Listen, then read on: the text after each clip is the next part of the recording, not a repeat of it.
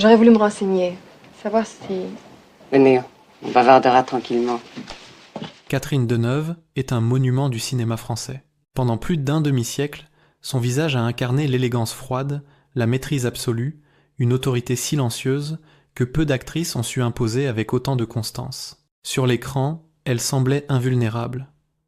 Hors caméra, elle a compris très tôt que la grandeur artistique se payait parfois par des blessures invisibles. Car derrière cette image de contrôle parfait, il existe une autre histoire, bien plus discrète. Une histoire faite de collaborations interrompues, de refus soudains, de portes qui ne se sont plus jamais rouvertes. Dans le monde du cinéma, les conflits ne prennent pas toujours la forme de cris ou de scandales. Ils s'installent dans les silences, dans les absences répétées, dans ces noms que l'on cesse de prononcer sans jamais les expliquer. Pendant des décennies, Catherine Deneuve n'a rien dit. Elle n'a pas réglé ses comptes publiquement. Elle n'a jamais transformé ses désaccords en spectacle. À la place, elle a choisi une autre forme de réponse, plus froide, plus définitive. Elle a continué à avancer, laissant derrière elle des relations brisées que le public n'a jamais vraiment comprises. Aujourd'hui, alors que le temps n'exige plus ni compromis ni justification, une réalité se dessine avec plus de netteté. Il existe des figures majeures du cinéma que Catherine Deneuve n'a jamais pardonnées. Des artistes admirés, parfois célébrés, mais associés pour elle à la déception, au mépris ou à une trahison silencieuse. 5 noms apparaissent clairement dans ses choix, dans ses refus, dans ses silences les plus éloquents. Un 6e demeure encore plus troublant. Alors une question s'impose, simple et dérangeante à la fois. Quels noms ont marqué la carrière Catherine Deneuve ? Et quel nom vous surprendrait le plus ? Voici l'histoire de ces rencontres où l'admiration s'est transformée en distance. Voici les noms que Catherine Deneuve n'a jamais vraiment effacés. Née dans une famille déjà liée au monde du spectacle, Catherine Deneuve n'a jamais vraiment connu l'anonymat.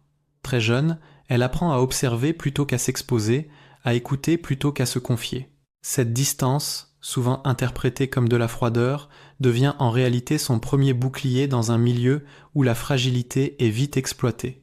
Dès ses débuts, elle comprend que le cinéma français n'est pas seulement un espace de création, mais aussi un territoire dominé par l'ego, la hiérarchie et le pouvoir symbolique. Dans les années de son ascension, elle traverse des univers artistiques très différents. Elle travaille avec des réalisateurs qui la voient comme une muse silencieuse, d'autres qui cherchent à la modeler, parfois à la réduire à une image. Rapidement, elle refuse cette position.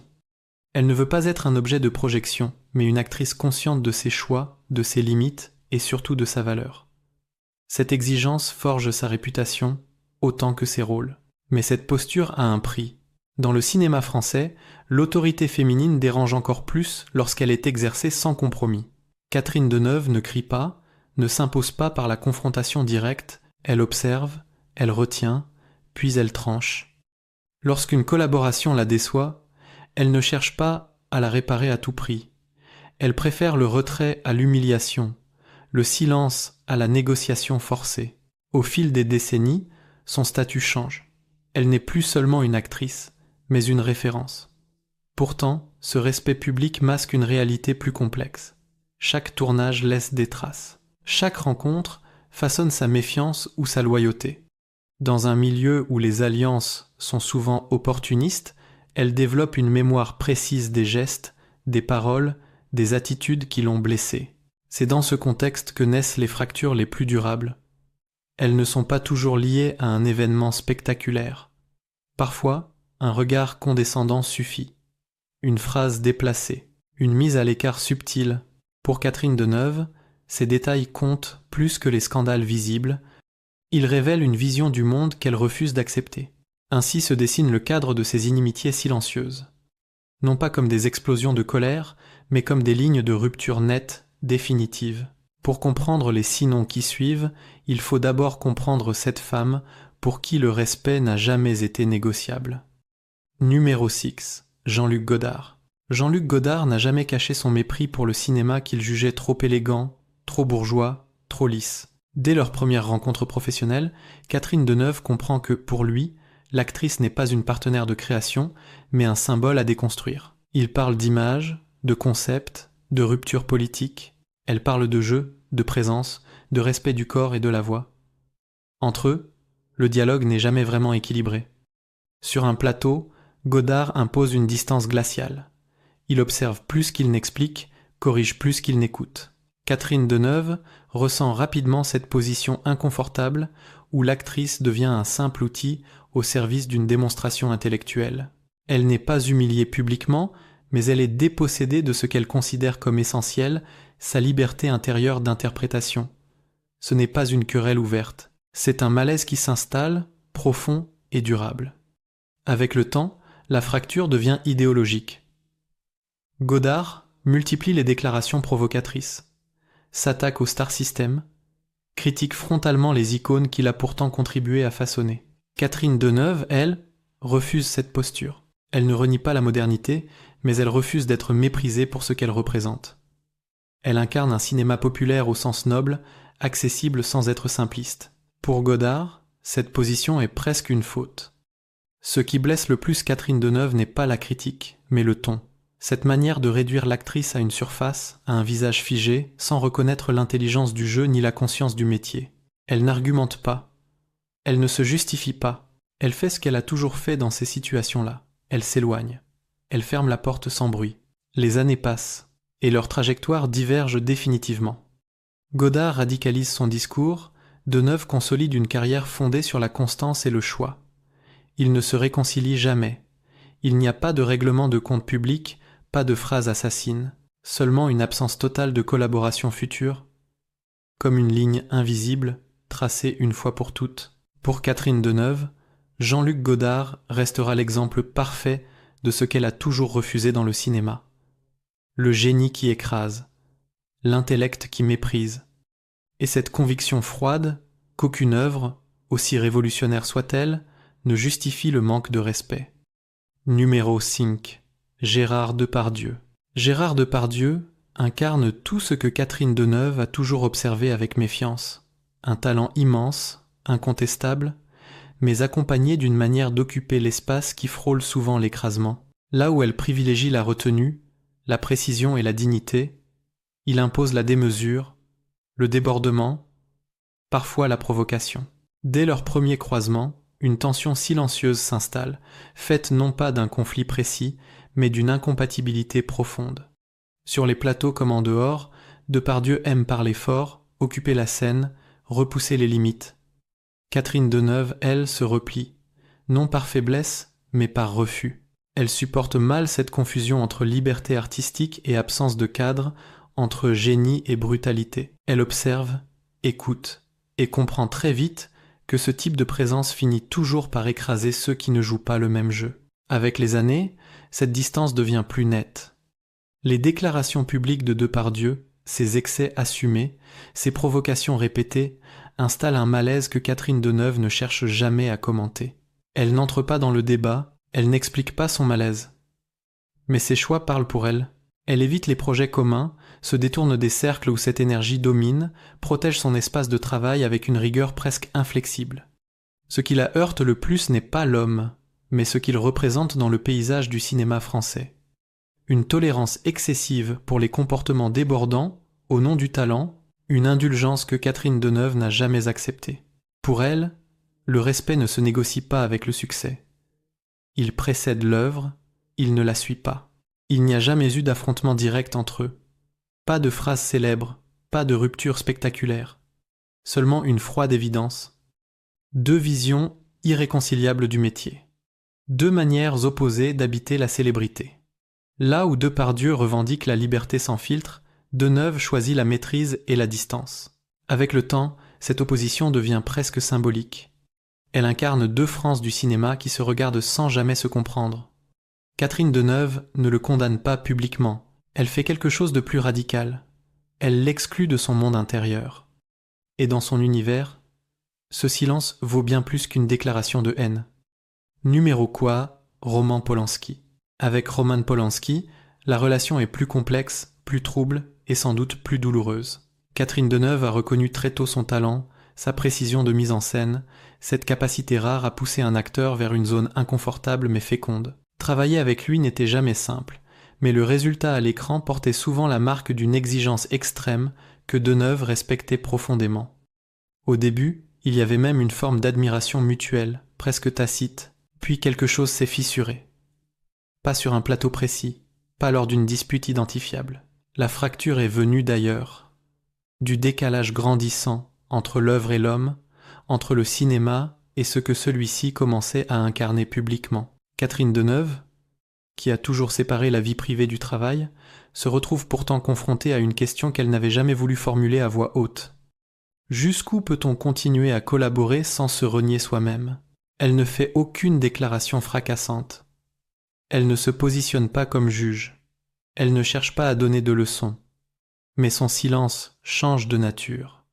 Il devient plus lourd, plus définitif. Là où d'autres prennent la parole pour défendre ou attaquer, elle se retire. Elle cesse simplement d'être là. Pour Catherine Deneuve, ce retrait est une décision morale autant qu'artistique.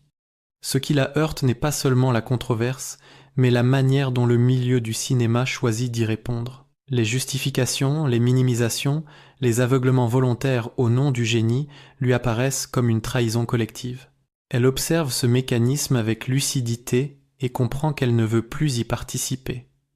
Son refus n'est pas bruyant, mais il est sans appel. Au fil des années, cette distance devient irréversible.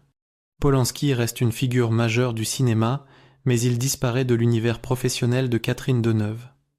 Elle ne renie pas le passé, ne renverse pas l'histoire, mais elle ne la prolonge pas non plus. Elle trace une frontière claire entre ce qui peut être admiré et ce qui ne peut plus être partagé.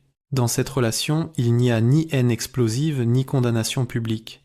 Il y a quelque chose de plus froid, de plus tranchant, la décision intime de ne plus avancer ensemble.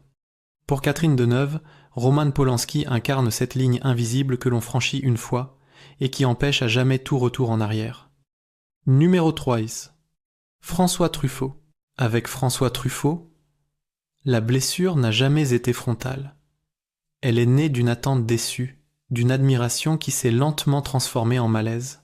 Catherine Deneuve respectait profondément l'intelligence de Truffaut, sa sensibilité, son amour sincère du cinéma et des acteurs. Elle pensait trouver auprès de lui un espace de dialogue, une écoute attentive, une collaboration fondée sur la confiance. Ce qu'elle a découvert fut plus ambigu. Truffaut dirige avec douceur en apparence, mais avec une idée très précise de ce qu'il attend. Il observe, il guide, mais il décide seul. Catherine Deneuve ressent progressivement cette asymétrie. Elle n'est pas maltraitée, elle n'est pas humiliée, mais elle est contenue. Son intuition, son intelligence du rôle, son autonomie d'actrice semblent parfois reléguées au second plan, comme si la vision du réalisateur devait primer sans discussion possible. Ce décalage la trouble davantage que n'importe quel conflit ouvert. Elle perçoit chez Truffaut une forme de paternalisme discret, une bienveillance qui, à ses yeux, frôle parfois la condescendance. Ce n'est pas une question d'ego blessé, c'est une question de place. Catherine Deneuve ne veut pas être protégée. Elle veut être reconnue comme une partenaire à part entière, capable de penser son personnage aussi finement que celui qui l'écrit ou le filme. Avec le temps, cette sensation devient impossible à ignorer. Elle continue à respecter l'homme et l'artiste, mais quelque chose s'est refermé. Elle comprend qu'elle ne retrouvera jamais chez Truffaut l'espace de liberté qu'elle recherche désormais. Elle n'en parle pas. Elle n'explique rien. Elle accepte simplement que cette relation artistique ait atteint sa limite. Il n'y a pas de rupture spectaculaire, pas de phrases amères laissées à la presse. Il y a une distance qui s'installe, presque naturellement. Les projets communs cessent. Les chemins se séparent sans bruit. Truffaut reste une figure majeure de son parcours, mais aussi le symbole d'un désenchantement profond. Pour Catherine Deneuve, cette relation marque un tournant silencieux. Elle lui apprend que même les cinéastes les plus admirés peuvent enfermer sans le vouloir, et que le respect véritable ne se mesure pas à la délicatesse du ton, mais à la liberté réelle accordée à l'autre. Numéro 2. Isabelle Adjani. Avec Isabelle Adjani, il n'y a jamais eu de conflit déclaré, jamais de scène publique, jamais de mots échangés pour blesser. Et pourtant, la tension a toujours existé.